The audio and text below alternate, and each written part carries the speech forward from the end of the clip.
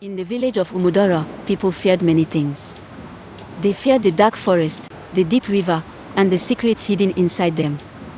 One stormy night, something returned from the river. Something the village had forgotten long ago. Heavy rain fell from the sky.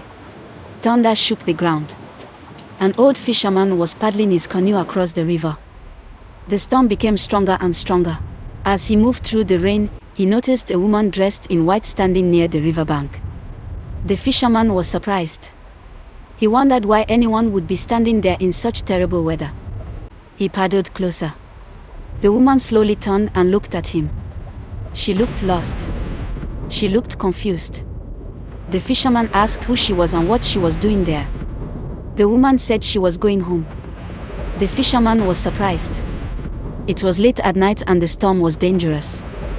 He asked her which family she belonged to. The woman became quiet. After a moment, she said she could not remember. She said she only remembered one thing. She had to return. Suddenly, a loud clap of thunder filled the sky. The fisherman looked away for only a second. When he looked back, the woman had disappeared. The fisherman was terrified. He hurried home as fast as he could. But he did not know that the village's greatest nightmare had just begun. Before sunrise, the rain stopped. The villagers woke up and began their normal daily activities. Children played outside. Women swept their compounds. Everything seemed normal. Then someone appeared at the entrance of the village. It was the same woman. She was carrying a small wooden box. People stopped what they were doing and stared at her.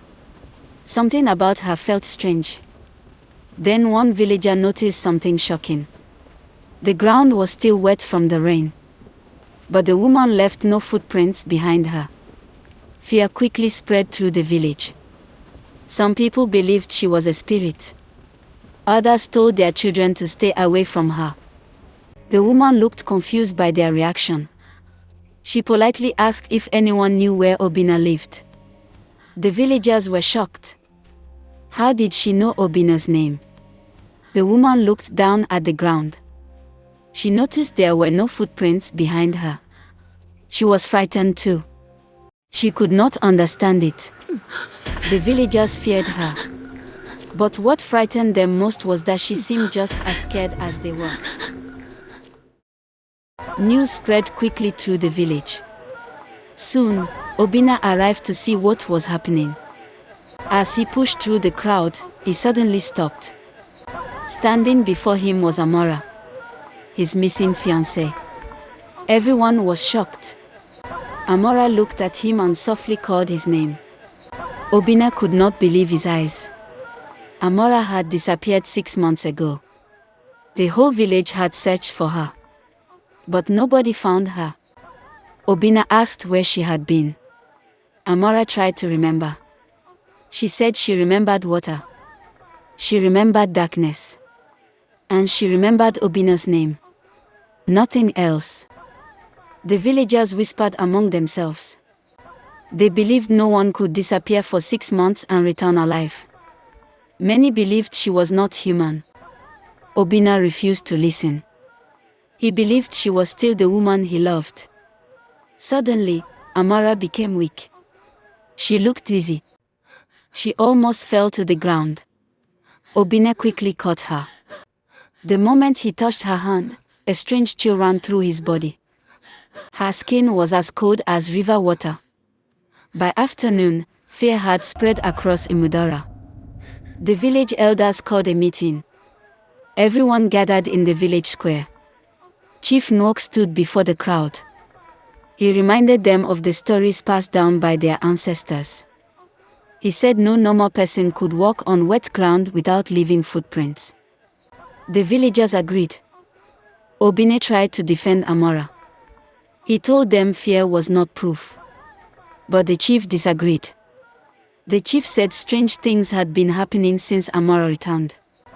Birds were flying around the shrine. Dogs had been howling all day. To him, these were signs of danger. The crowd became afraid. The chief made a decision. He said Amara must leave the village before sunset. Obina refused. He said he would not abandon her. The crowd gasped. The chief warned him. If Amara stayed, any trouble that followed would also follow Obina. The warning sounded serious. But behind the chief's words was something else. Fear. That night, Amara sat inside Obina's house. A lantern glowed softly in the room. Amara felt sad. She asked why everyone looked at her like she was a monster. Obina told her that people often fear things they do not understand. But Amara was not convinced. What if the villagers were right? What if she was something dangerous? Obina told her she was still the woman he wanted to marry. Amara smiled slightly. Then she admitted something. She wished she knew who she really was. Obina noticed that her feet were covered in mud. He brought a bowl of clean water to wash them. As soon as her feet touched the water, something strange happened. The clear water slowly turned black. Black as charcoal. Obina froze. Amara stared at the bowl in horror. Neither of them understood what was happening. Then the lantern began to flicker. A cold wind entered the room. The air suddenly felt different. From outside the house, a distant female voice whispered, "Return what was taken." Amara gasped. Obina quickly looked around.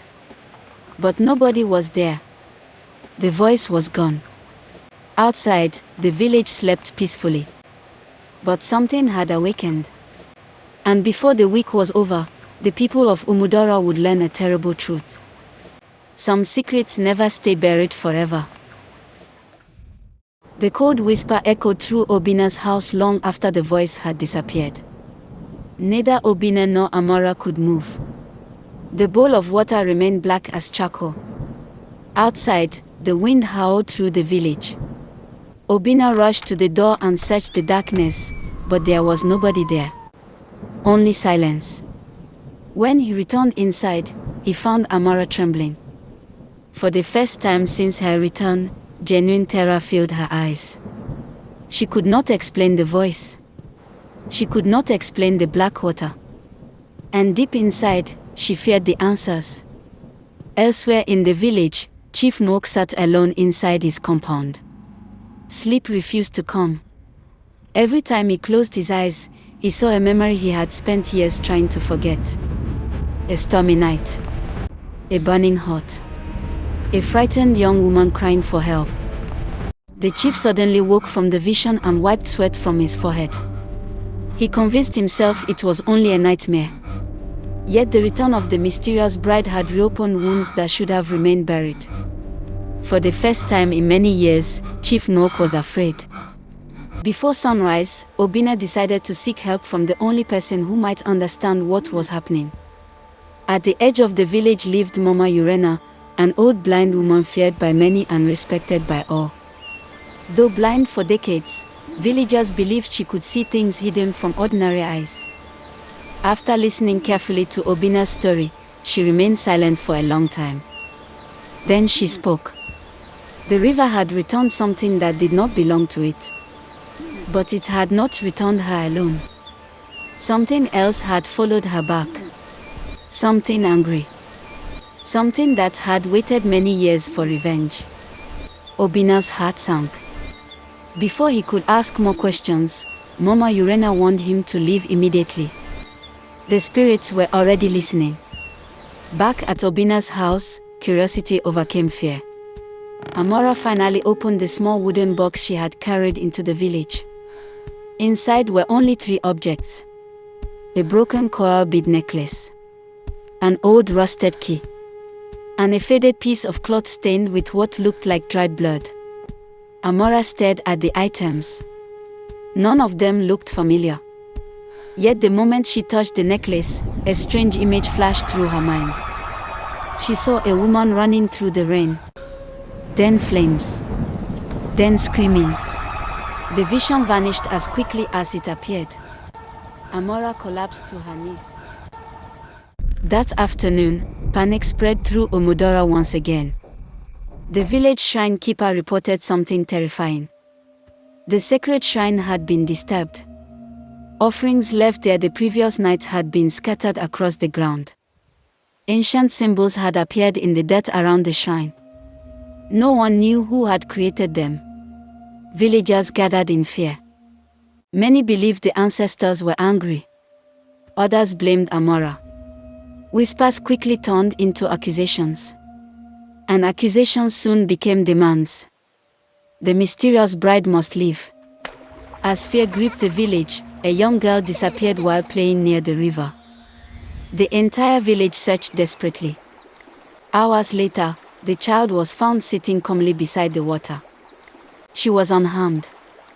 But what she said frightened everyone. The girl claimed she had been talking to a woman dressed in white. The woman had warned her that danger was coming. When asked to describe the woman, the child pointed directly at Amara.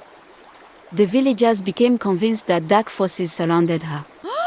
Yet Amara insisted she had never left Obina's house.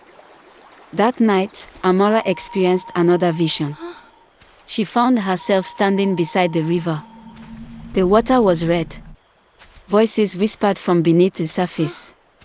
Then she saw a young woman chained to a tree. The woman looked exactly like her. Flames surrounded the scene. A group of villagers watched. And standing among them was a much younger Chief Nwok. Amara woke screaming. The nightmare felt less like a dream and more like a memory. Driven by her visions, Amara convinced Obina to follow her to the forest. Though she had no memory of the path, her feet seemed to know exactly where to go. Deep among ancient trees, they discovered a forgotten clearing. At its center stood a massive tree marked with strange carvings. Beneath it lay an unmarked grave. As Obina examined the area, he found a rusted bracelet buried in the soil. Amara instantly recognized it. For the first time since her return, she remembered something. The bracelet belonged to her mother. That evening, villagers gathered around their cooking fires. Fear and rumors filled every conversation.